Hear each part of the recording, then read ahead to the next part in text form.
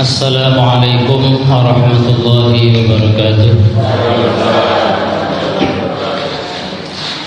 Innal hamdalillah nahmaduhu wa nasta'inuhu wa nastaghfiruh wa na'udzu billahi min shururi anfusina wa min sayyiati a'malina.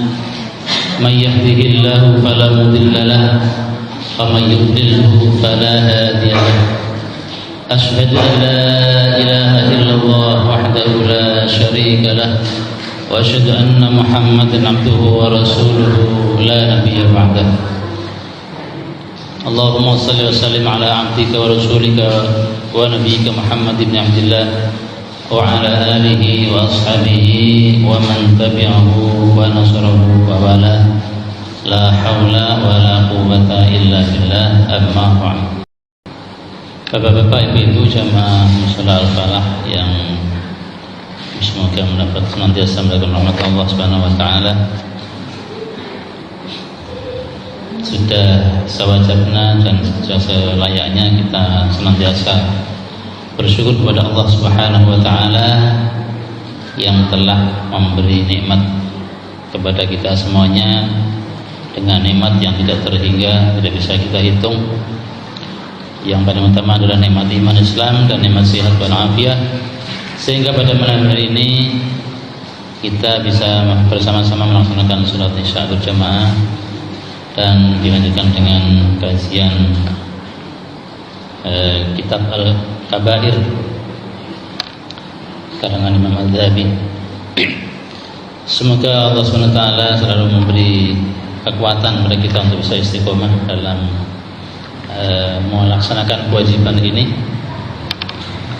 sehingga jangan sampai kita termasuk orang yang akan menyesal di hari kiamat, sebagaimana sabda Rasulullah SAW, inna saddnasi hasratan yaumal qiyamah man amkanahu thalabul ilmi falam yatlubhu.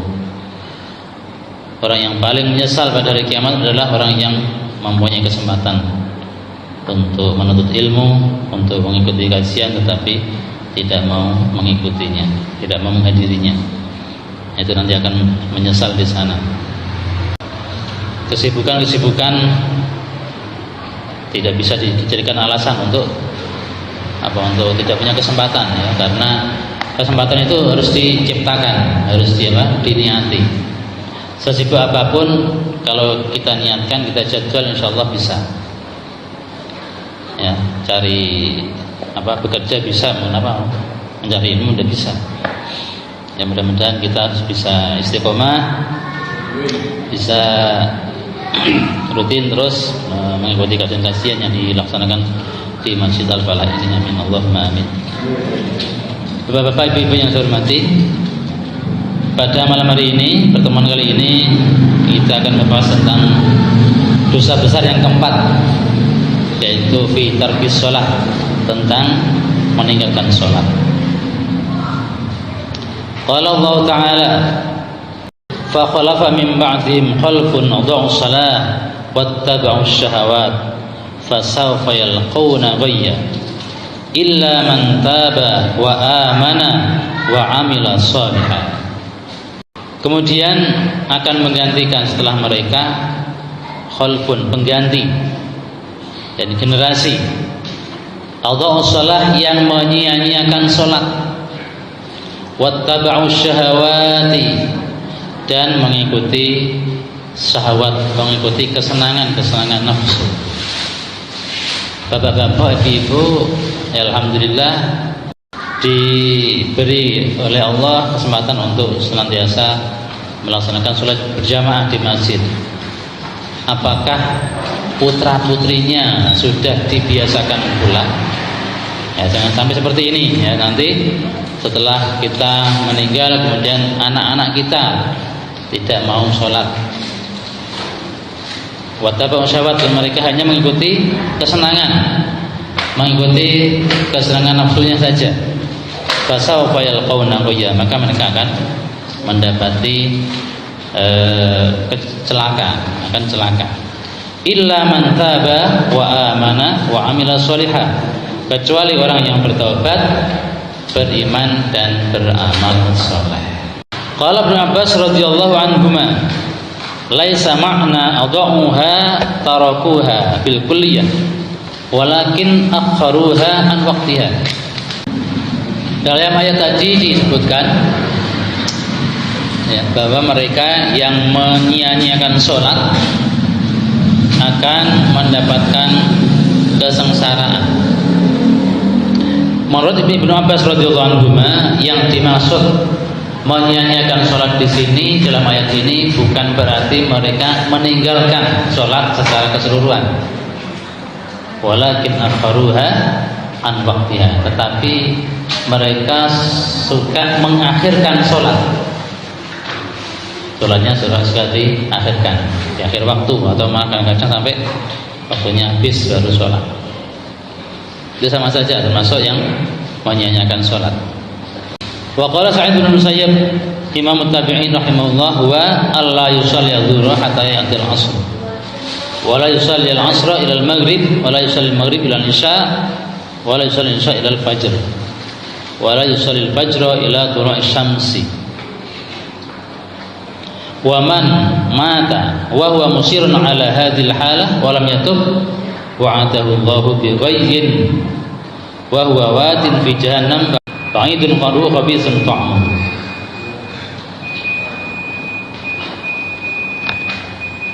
Imam Sa'id bin Musayyib, Imam Tabi'in, imamnya generasi Tabi'in rahimahullah, beliau mengatakan orang yang menyia-nyiakan sholat adalah orang yang tidak sholat zuhur sehingga masuk waktu asar.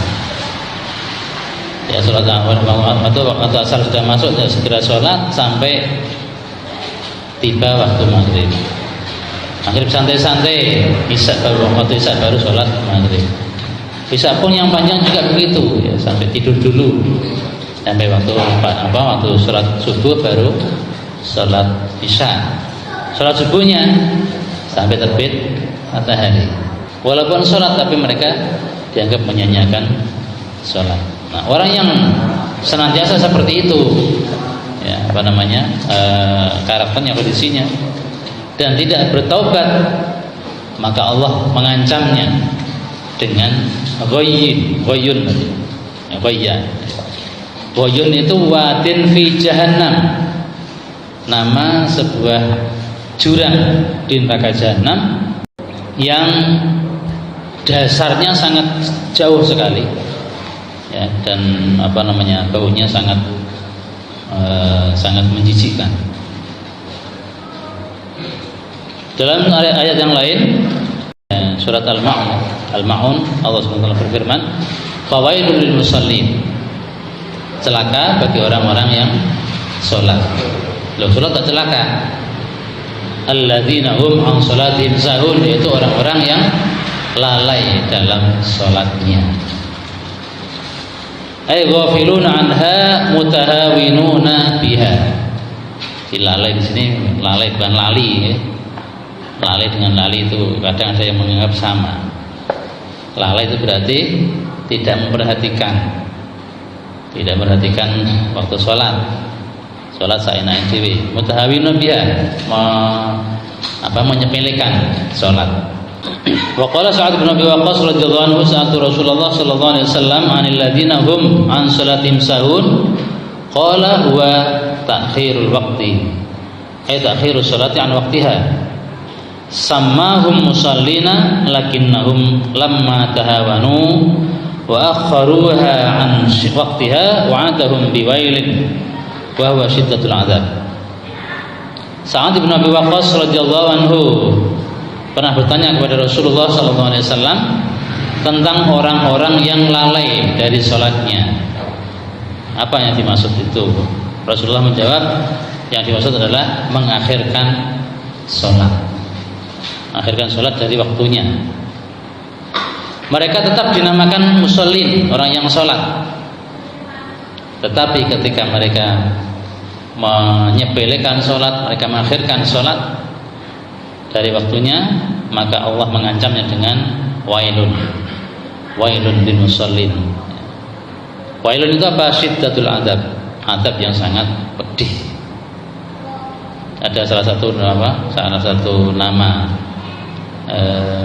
neraka juga, ada neraka Wail. Wa qila huwa wadin fi jahannam law sirat fihi jibal dunya ladzabat min shiddati harrihi wa huwa maskanu man yatahawan bis shalah wa yakhiruha an waqtiha illa ayatuba ila Allah taala wa yandama ala ma farrata. Ada yang mengatakan Wail itu nama jurang di neraka Jahannam. Seandainya gunung-gunung di dunia ini ya dimasukkan ke dalam jurang itu, ladzabat, maka gunung dunia akan hancur, akan lebur seperti seperti timah yang dipanaskan, atau seperti aspal. Min syiddati harri, karena sangat panasnya. Dan itu merupakan tempat orang-orang yang menyepelekan, orang-orang yang tidak memperhatikan sholat dan mengakhirkan dari waktunya, kecuali kalau dia sudah bertobat kepada Allah Subhanahu wa taala dan menyesali perbuatannya yang menyia-nyiakan sholat itu. Wa qala fi ayatin ukhra ya ayyuhalladzina amanu la tulhikum amwalukum wala auladukum an dzikrillah. Hai orang-orang yang beriman, janganlah hartamu dan anak-anakmu melalaikan kamu dari zikrullah. Wa may yaf'al dzalika fa ulaika humul khasirun. Barang siapa yang melakukan itu, maka mereka termasuk orang-orang yang rugi. Para ahli tafsir mengatakan yang dimaksud zikrullah dalam ayat ini adalah sholat 5 waktu. Jangan sampai harta, ya gara-gara ngurusi harta, ngurusi perusahaan, ngurusi usaha, sampai sholatnya diakhirkan. Ya lebih lebih mementingkan usaha, mementingkan pekerjaan daripada sholat, sehingga ketika dipanggil oleh Allah, Allahu Akbar, Allahu Akbar, tidak mendengar, ya tidak mendengarkan, mendengar tidak mendengarkan, atau tidak mau memenuhi panggilan Allah. Kalau kita dipanggil oleh Allah hanya 3 kali, kan? Manusia dipanggil oleh Allah 3 kali. Pertama pada waktu sholat, yang kedua dipanggil untuk haji, yang ketiga mati. Kalau dipanggil haji, pas dipanggil malah tidur, tidak kedengar. Nah, dipanggil sholat lagi sibuk. Ya, sesibuk apapun, kalau ada panggilan sholat kita hendaknya segera memenuhi panggilan Allah. Nanti bacaan bisa dilanjutkan lagi. Faman istaghala bimalihi fi bai'i wa syira'ihi wa ma'ishatihi wa dhi'atihi wa auladihi an shalah fi waqtiha kana min al-khasirin. Barang siapa yang sibuk dengan hartanya, ya, dalam jual beli, dalam mencari nafkah, atau sibuk ngurusi anak-anaknya sehingga mengakhirkan sholat dari waktunya, maka dia akan termasuk orang yang merugi pada hari kiamat. Demikian kata Rasulullah SAW dalam sebuah hadis, awwalu ma yuhasabu bil 'abdu yaumal qiyamati min amalihi as-shalah. Ya, yang pertama kali seorang hamba akan dihisab pada hari kiamat dari amalnya adalah sholat. Sebelum amal-amal yang lain diperhitungkan, yang pertama kali dilihat adalah sholatnya. Sebelum zakatnya, sebelum infaknya, ya, sebelum puasanya, sebelum amal-amal sosialnya, ya, infak, sedekah dan lain sebagainya. Yang pertama kali dilihat adalah sholatnya. Fa in saluhat faqad aflaha wa anjaha. Kalau sholatnya baik, sholatnya dilaksanakan pada waktunya, terutama apalagi di awal waktu berjamaah, tidak pernah bolong-bolong, dan dilaksanakan dengan baik, ya berusaha untuk khusyuk, untuk memenuhi semua rukun sunnah-sunnahnya, faqad aflaha wa anjaha, maka dia akan beruntung dan selamat. Wa in naqasat faqad khaba wa khasira. Kalau sholatnya kurang, ya, sholatnya kurang artinya mungkin lagi sibuk tidak sempat sholat, atau sholatnya kalau lagi banyak kesibukan sholatnya cepat, ya tidak diperhatikan tumaninahnya, tidak diperhatikan rukun-rukunnya, atau diakhirkan dari waktunya, maka dia akan rugi dan menyesal. Dalam riwayat yang lain, fa in saluhat saluha sairu amali wa in fasadat fasada sairu amali. Kalau salatnya baik dan benar, tidak ada kekurangan, maka amal-amal yang lain dianggap baik. Ya, salatnya baik, amal-amal yang lain dianggap baik. Tapi kalau salatnya rusak, salatnya sering bolong, atau salatnya melaksanakannya seenaknya, tidak diperhatikan rukun-rukunnya atau ma'aninanya terutama, maka amal yang lain dianggap tidak baik walaupun banyak. Wa qala ta'ala mukhbiran an ashabil jahim. Ayat yang lain Allah SWT menceritakan tentang orang-orang penduduk neraka jahim. Ma salakakum fi saqar. Mereka ditanya oleh para malaikat, "Hei penduduk ahli neraka, kenapa kalian bisa sampai ke sini, ke neraka Saqar?" Qalu lam naku minal musallin. Mereka menjawab, kami tidak mau salat. Wa lam naku nut'imul miskin, dan kami tidak mau memberi makan, tidak memberi bantuan kepada orang-orang miskin. Wa kunna nakhudu ma'al khaidin, dan kami suka bergaul dengan orang-orang yang suka ngomong lantur ngalor ngidul, tidak ada manfaatnya. Tukang nimbrung kalau ada yang guyon-guyon dolanan gak karu-karuan. Wa kunna nukadzibu biyaumiddin, dan kami dulu tidak percaya, mendustakan hari kiamat, hatta atanal yaqin, sehingga datang kepada kami kematian.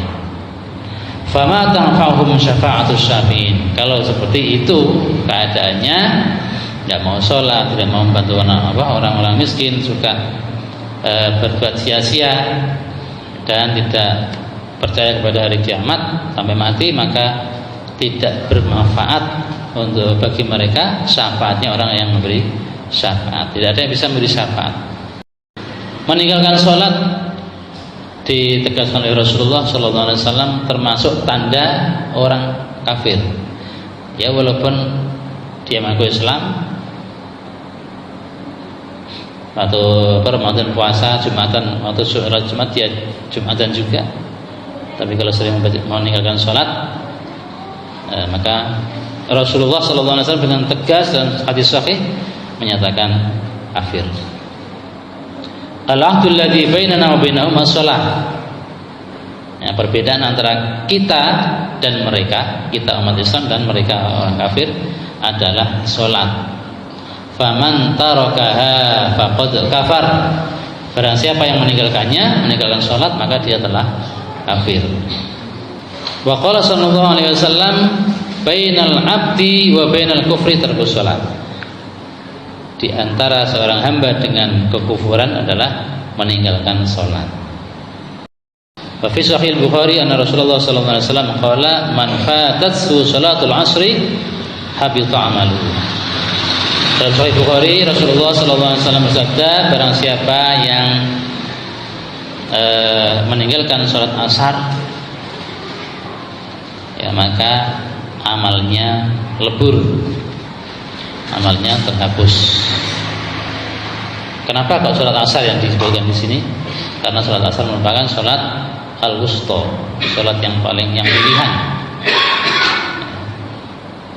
waktu capek ya, terutama sekarang di kota-kota besar, sholat asar waktunya pulang dari kantor macet ya. Kalau nunggu maghrib dulu nanti malah tambah macet sampai rumah kemalaman. Akhirnya rela meninggalkan sholat asar.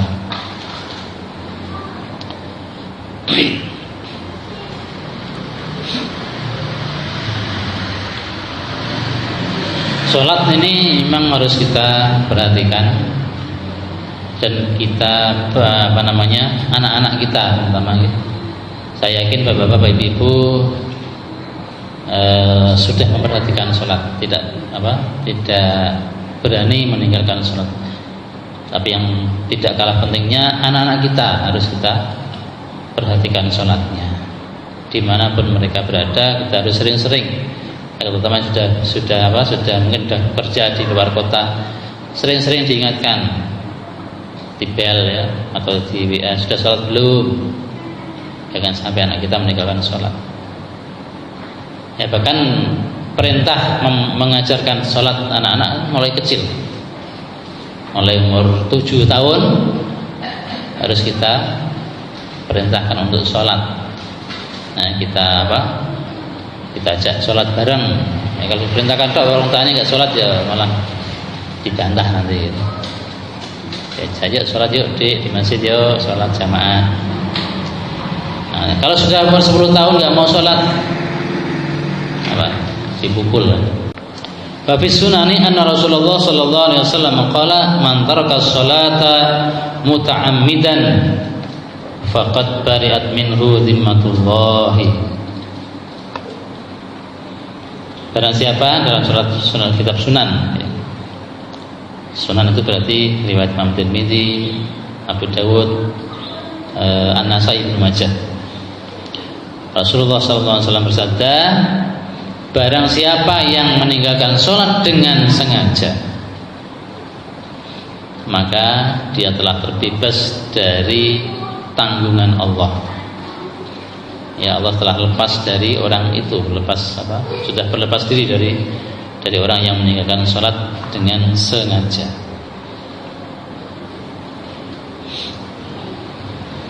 Sholat ini merupakan ibadah yang sangat penting, sangat utama.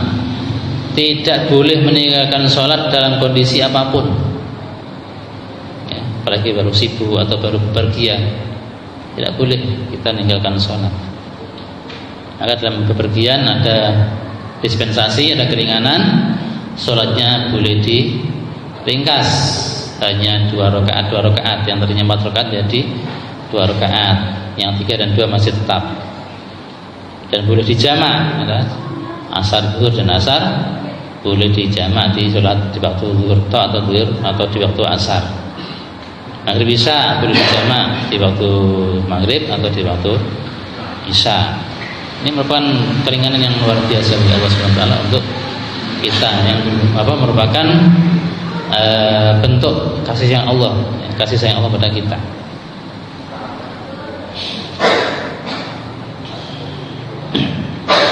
Bahkan bentuk keringanan dalam sholat dan tidak boleh ditinggalkan dalam kondisi apapun ketika seseorang sedang sakit ya, sedang sakit pun tidak boleh meninggalkan sholat. Tidak kuat berdiri sambil duduk, tidak kuat duduk sambil berbaring ya, tiduran miring ke kanan, kepalanya di utara. Yang kanan sakit miring ke kiri, kanan kiri sakit ya, rumah ya, telentang ya, kepalanya di sebelah timur. Kalau sholatnya sambil tiduran berarti ya, rukuk sujudnya dengan isyarat, menundukkan kepala. Tidak kuat menggerakkan kepala, rukuk dan sujudnya dengan isyarat menggunakan kelopak mata, dipejamkan sedikit. Kalau rukuk, kalau sujud dipejamkan lebih kencang. Ya, selama nyawa dan akalnya masih ada, kita tidak boleh meninggalkan sholat. Ya, kalau kondisinya sakit sudah parah ya, yang menunggu, yang merawat harus selalu mengingatkan kalau waktunya sholat harus diingatkan. Wa qala sallallahu alaihi wasallam, umirtu an uqatilan nasa hatta yaqulu la ilaha illallah wa yuqimus salata wa yu'tuz zakah. Aku diperintah oleh Allah untuk memerangi manusia sehingga mereka mengucapkan la ilaha illallah. Kemudian setelah mengucapkan la ilaha illallah, mereka mendirikan sholat dan menunaikan zakat. Kalau ketiga-tiganya sudah dilaksanakan, sudah bersyahadat, sudah sholat dan zakat, fa in fa'alu dzalika asamu minni dima'ahum wa amwalahum, maka mereka telah menjaga harta dan jiwa mereka. Apa artinya? Orang yang sudah bersyahadat, sudah melaksanakan sholat dan menunaikan zakat bagi yang kaya, yang berkewajiban, maka tidak boleh diganggu nyawa dan darahnya. Tidak boleh ada yang menyakitinya illa bihaqqiha, kecuali dengan haknya. Haknya apa? Ya, kalau misalnya ada orang yang berzina, nah itu baru boleh dalam Islam dihukum mati nyawanya. Atau dia melukai orang, maka dikisos dengan dilukai sama seperti yang dia lakukan kepada orang lain. Wa hisabuhum 'ala Allah, dan hisab mereka adalah tanggung jawabnya Allah Subhanahu wa taala. Wa qala sallallahu alaihi wasallam, man hafadha 'alaiha kanat lahu nuran wa burhanan wa najatan yaumal qiyamah. Barang siapa yang menjaga sholatnya, maka sholat itu pada hari kiamat nanti akan menjadi cahaya, ya, menjadi hujjah, akan membela kita. Sholat yang kita lakukan, yang kita dirikan dengan baik dan benar, pada hari kiamat akan entah berwujud makhluk seperti apa, wallahu alam, akan membela kita. Termasuk Al-Quran, ya. Al-Quran, puasa juga nanti akan diwujudkan makhluk oleh Allah dan membela orang yang ahli baca Al-Quran, membela orang yang ahli puasa. Sholat juga begitu, akan membela orang yang ahli melaksanakan sholat. Wa najatan yaumil qiyamah, dan menjadi keselamatan pada hari kiamat. Sebaliknya, wa man lam yuhafiz 'alaiha lam takun lahu nuran wala burhanan wala najatan yaumil qiyamah.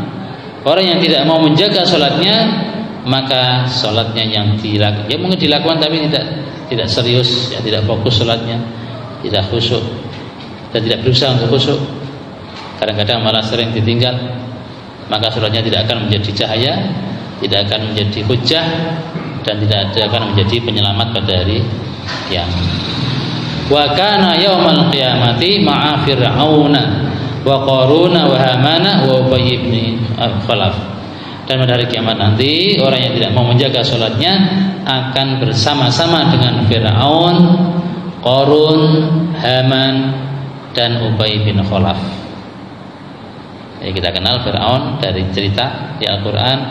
Dia adalah raja yang mengaku sebagai Tuhan yang disembah pada zaman Nabi Musa. Qarun juga kaumnya Nabi Musa, ya, yang kaya raya dan tidak mau nggak mau infak sedekah, akhirnya ditenggelamkan oleh Allah ditelan bumi semua hartanya termasuk dia, ya, sehingga di negara kita kalau ada yang menemukan ada harta yang ditemukan dari dalam tanah dinamakan harta karun, walaupun bukan milik Qarun. Haman ini juga sama pada zaman Nabi Musa, kaumnya Nabi Musa, ini orang kafir semua. Yang keempat, wa Ubay bin Khalaf, ini seorang Yahudi, kimpongnya Yahudi di zaman Rasulullah sallallahu alaihi wasallam. Wa qala Umar radhiyallahu anhu, amma annahu la hadza li ahadin fil Islam atau as-salat. Ama ketahuilah bahwa tidak ada bagian bagi seseorang dalam Islam bagi orang yang menyia-nyiakan salat. Qala ba'dul ulama rahimahullah, wa inna ma yusharu tarikus shalah ma'a haula'il arba'ah li'annahu yashtaghilu 'anis salati bi malihi aw bi milkihi au biwazaratihi au bitijaratihi. Sebagian ulama mengatakan orang yang meninggalkan sholat, kenapa mereka dikumpulkan dengan 4 tokoh tadi, Fir'aun, Qarun, Haman atau Ubay bin Khalaf? Karena orang yang sibuk sampai tidak sempat sholat, itu mungkin dia karena sibuk mengurus hartanya, atau karena mengurusi sibuk dengan jabatannya, atau sibuk dengan wazar itu kementeriannya, atau bitijarati, atau sibuk dengan tijaronya, dengan perdagangannya. Fa in istaghala bi mali busyira maqarun, kalau dia tidak sempat sholat gara-gara sibuk ngurusi harta, maka di hari kiamat akan dikumpulkan bersama Qarun. Fa in istaghala bi mulkihi busyira ma Fir'aun, kalau dia sibuk tidak sempat sholat gara-gara sibuk ngurusi kerajaannya, jabatannya, maka akan dikumpulkan dengan Fir'aun. Wa in istaghala bi wazaratihi busyira ma Haman, kalau dia sibuk tidak sholat gara-gara tugas kementeriannya, di Haman ini menterinya Fir'aun, maka dia akan dikumpulkan dengan Haman. Wa in istaghala bi tijaratihi busyira ma Ubay bin Khalaf tajirul kuffari di Makkah. Kalau tidak sempat sholat gara-gara ngurusi dagangannya, ngurusi bisnisnya, maka akan dikumpulkan dengan Ubay bin Khalaf, seorang gembong munafik, orang-orang masuk kafir, kafir Mekah yang kaya raya dengan perdagangannya. Bapak-bapak, ibu-ibu jamaah Masjidil Falah yang dirahmati Allah, sholat awal waktu termasuk amal yang dicintai oleh Allah. Para sahabat itu dulu ada beberapa orang yang sering bertanya tentang amal yang paling istimewa itu apa. Itu Rasulullah jawabannya beda-beda, tergantung siapa yang bertanya. Kalau yang bertanya sering sholatnya sering ditunda-tunda, maka jawabnya dia sholat di awal waktu yang paling utama. Kalau orangnya itu kayaknya agak pelit, maka jawabannya sedekah. Kalau diajak jihad kayaknya ogah-ogahan, maka jawabannya Rasulullah, amal yang paling utama adalah jihad fisabilillah, dan seterusnya. Nah, di sini dalam hadis yang diriwayatkan oleh Imam Al-Baihaqi bahwa Umar bin Khattab radhiyallahu anhu qala jaa rajulun ila Rasulillah sallallahu alaihi wasallam, ada seorang laki-laki datang kepada Rasulullah sallallahu alaihi wasallam, kemudian matur, ya Rasulullah, ayyul a'mali ahabbu ila Allah fil Islam, amal apa yang paling dicintai oleh Allah dalam Islam? Maka jawabnya Rasulullah, as-salatu liwaqtiha, amal yang paling dicintai oleh Allah adalah salat di awal waktunya.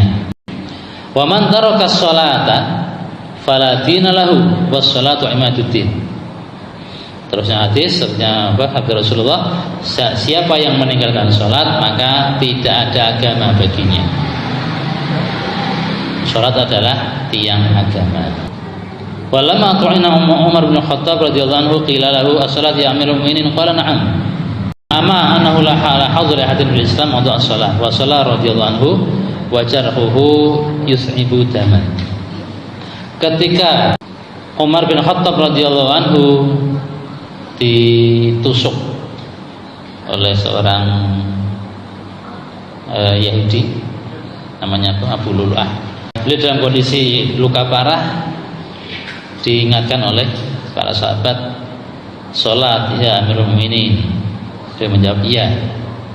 Ya, ketahuilah bahwa tidak ada bagian bagi seseorang dalam Islam yang menyanyiakan sholat. Kemudian beliau sholat ya, dalam kondisi lukanya terus mengeluarkan darah. Wasu ila Aliun radhiyallahu anhu an imra'atin la tusalli fa qala man lam yusalli fa huwa kafir.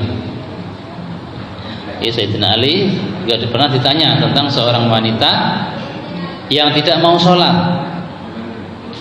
Maka beliau menjawab, siapapun orangnya, baik laki-laki maupun perempuan, yang tidak sholat maka dia kafir. Jadi baik hadis sabda Rasulullah maupun sahabat sudah dengan jelas orang yang meninggalkan sholat kafir. Akan tetapi dari hadis ini maupun hadis yang lain-lain, para ulama menyimpulkan orang yang meninggalkan sholat itu tidak terus kafir, yang keluar dari Islam, tidak. Tapi dilihat penyebabnya. Kenapa dia sampai tidak sholat? Ya, kalau orang tidak sholat karena malas, ya sholatnya karena malas. Tanya, menurut sampean sholat itu wajib apa enggak? Ya wajib. Kenapa enggak sholat? Rasa-rasa. Dan ini apa? Tidak sampai kafir, tapi dosa besar. Dosa besar tidak sampai mengeluarkan dari Islam. Tapi kalau tidak sholat karena tidak mengakui kewajiban sholat, gua boleh sholat lah. Ya, aku yang ini sholat juga melarat terus, senang gunanya sholat, maka dia kafir atau murtad. Kalau negara-negara Islam, ya, negara yang menjalankan syariat Islam, kalau ada orang yang meninggalkan sholat, pemerintah yang bertanggung jawab, ya. Pemerintah kewajiban, ya dalam hal ini maksudnya ya, polisi, gitu, memberi surat peringatan supaya apa? Sholat sampai 3 kali.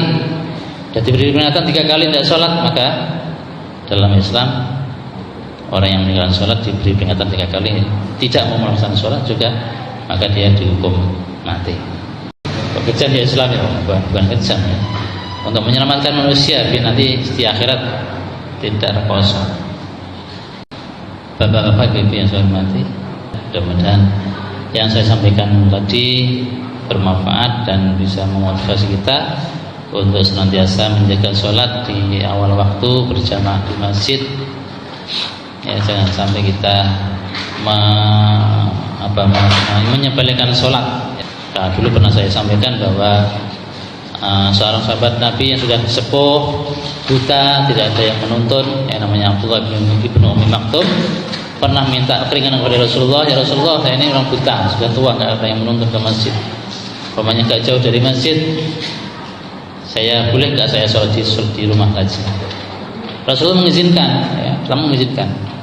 Tapi ketika sahabat tadi mau pamitan, dipanggil lagi, sini. Kamu mendengar azan apa enggak? Iya, saya mendengar. Kalau begitu kamu harus menjawab, harus apa? Sholat di masjid. Ini orang buta, sudah tua, tidak ada yang menuntut, rumahnya agak jauh.